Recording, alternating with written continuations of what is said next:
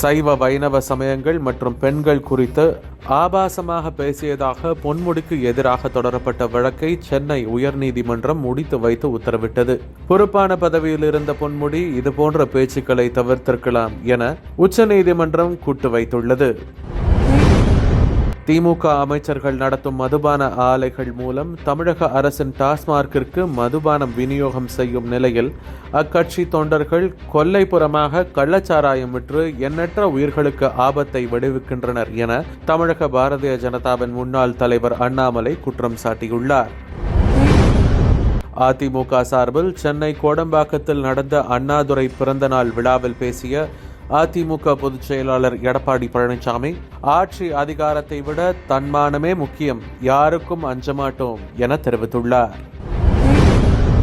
தேர்தல் பிரச்சாரத்தில் இபிஎஸ்க்கு பிரம்மாண்டமாக கூட்டம் கூடுகிறது, அவர் பேச்சு பாரதிய ஜனதாவை பாராட்டும் வகையில் உள்ளது என சென்னையில் நேற்று நடந்த பாரதிய ஜனதாவின் மையக்குழு கூட்டத்தில் தமிழக பாரதிய ஜனதாவின் முன்னாள் மாநில தலைவர் அண்ணாமலை தெரிவித்தார்.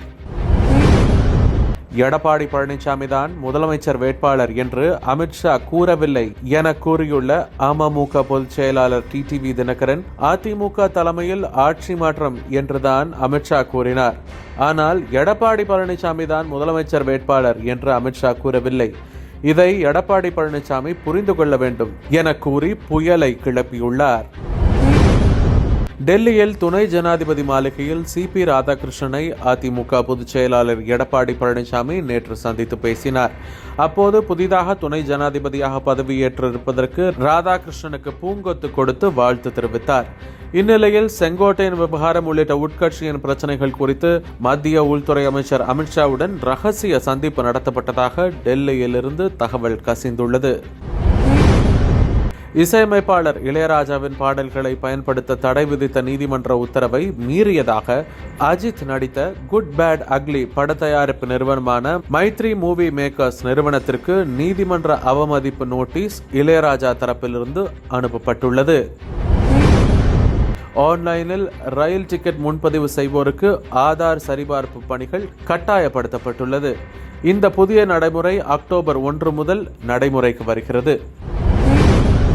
பீகாரில் மேற்கொள்ளப்பட்ட வாக்காளர் பட்டியல் சிறப்பு தீவிர திருத்த பணி செல்லத்தக்கதா என்பது குறித்து அக்டோபர் 7 நடக்கும் இறுதி விசாரணையின் போது உத்தரவு பிறப்பிக்கப்படும் என உச்சநீதிமன்றம் கூறியுள்ளது. தேர்தல் கமிஷனின் நடவடிக்கையில் சட்டத்திற்கு விரோதமான சிறிய விஷயம் கண்டறியப்பட்டாலும் கூட ஒட்டுமொத்த திருத்த பணியையும் முழுமையாக ரத்து செய்து விடுவோம் என எச்சரித்துள்ளது. இஸ்ரேல் தாக்குதல் தொடர்பாகவும் எதிர்காலத்தில் இதுபோன்ற தாக்குதலை தடுக்க வழிமுறைகளை கண்டறியவும் அரபு மற்றும் இஸ்லாமிய நாடுகளின் உச்சி மாநாட்டை கூட்ட கத்தார் அழைப்பு விடுத்துள்ளது பரபரப்பை ஏற்படுத்தியுள்ளது.